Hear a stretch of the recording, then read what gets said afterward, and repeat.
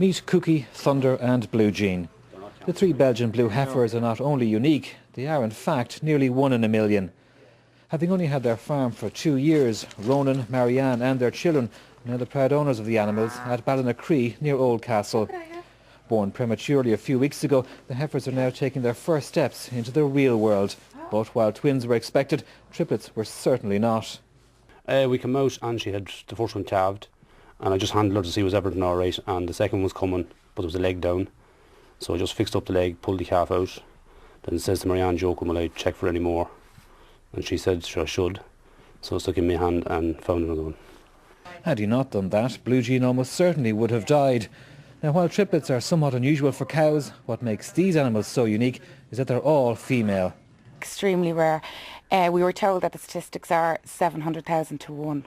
We'd have a bigger chance of winning the lotto. Yeah. Local farmers immediately offered special feed and heat lamps, and now all three are thriving.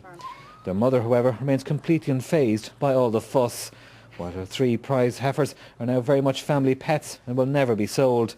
Marianne, who gave up her job as a beauty therapist to become a farmer, agrees that will be like selling their luck. Richard Delling, RT News, Oldcastle, County Meath.